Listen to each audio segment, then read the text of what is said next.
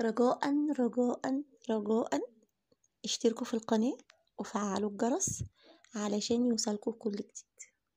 بسم الله الرحمن الرحيم. اللهم صل وسلم وبارك على نبينا محمد، صلاة تحل بها العقد وتقضى بها الحوائج. ازيكم عاملين ايه؟ النهاردة هنتكلم عن حاجة كده بتحصل لنا كلنا، او حاجات بتحصل لنا كلنا كل يوم وكل شوية تقريبا. يعني وانا ماشية ممكن اخبط صباع رجليا في كرسي او في ترابيزة السفرة. ايه اول حاجة ممكن اقولها لو حصل ده؟ لو حضرتك بتغسلي المواعين وعايزة تخلصي بسرعة وراكي 100 حاجة والمية قطعت، بتقولي ايه اول حاجة؟ لو المية فجأة في عز الشتاء المية قلبت باردة متلجة، بتقول حضرتك ايه؟ او لو مستعجل على شغلك والسكة زحمة جدا، اول حاجة بتيجي في ذهنك ايه؟ هتقول يا دي النيلة صبحت بوشي مين النهاردة؟ ولا هتقول انا عارف، ولا هتقولي انا عارفة نفسي نحس؟ ايوه كده كملت، انا كنت متأكدة. هنقول اوف، ما لقيتش غير صباع رجلي الصغير، انت عبيط. طبعا حضرتك كنت بتزعق للكرسي وممكن تهبده او ترزعه على الارض. رغم ان دي كلها ابتلاءات بسيطة جدا كلنا بنواجهها تقريبا كل يوم. حد اتأخر عليك وسابك في عز الحر، واقف في طابور ما بيخلصش، حاجات بنواجهها. رد فعلنا ورد فعل كل واحد عليها هو اللي بيختلف. هل جه في بالك او في بالي او في بال حضرتك ان ده ابتلاء من الله عز وجل ليك او ليا؟ ان ربنا مطالبنا وقتها اننا نصبر، اننا ما نتسخطش.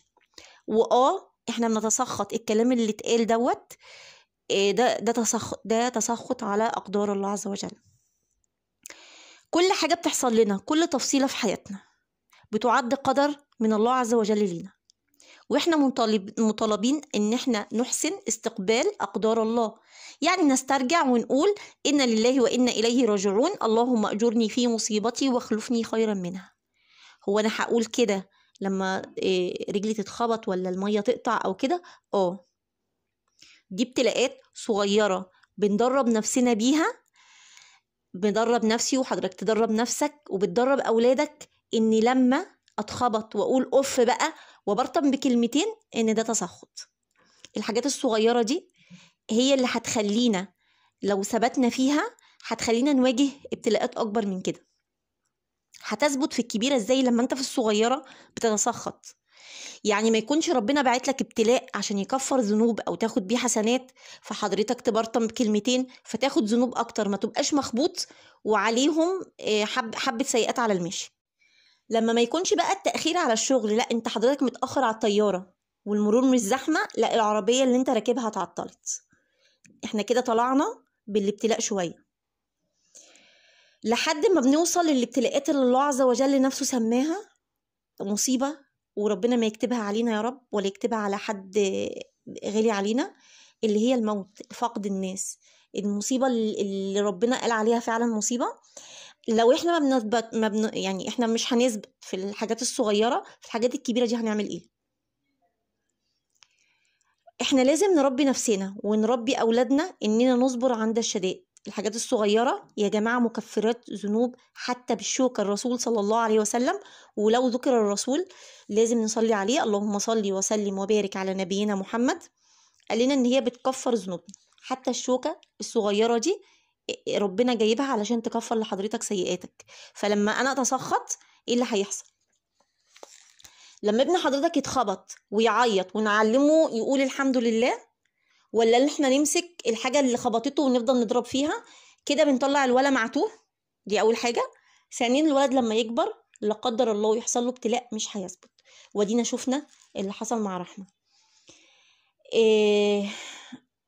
رحمة طفلة اتعرضت لتنمر شديد جدا، أكيد الكل عارف حكايتها، وكانت على وشك إن هي تفقد نفسها وإن هي تنتحر.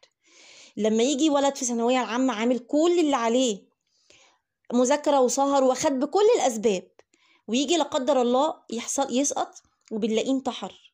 ودي حاجة حصلت لحد قريب، ناس أعرفهم حصلت لحد قريب منهم. فدوت ما تعودش إن هو يواجه ابتلاءات، عمل كل حاجة صح وفي النهاية سقط. ما هو ده ابتلاء وابتلاء شديد.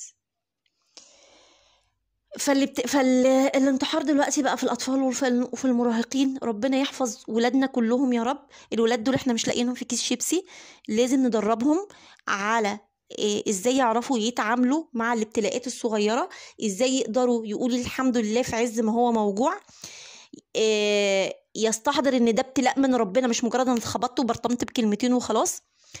واحسن حاجة هنربي بيها ولادنا يا جماعة ان احنا نتربى احنا الاول. وأحسن مدرسة ممكن نربي نفسنا فيها هي المدرسة المحمدية. اللهم صل وسلم وبارك على نبينا محمد. وبس كده، أسيبكم في رعاية الله، والسلام عليكم ورحمة الله وبركاته.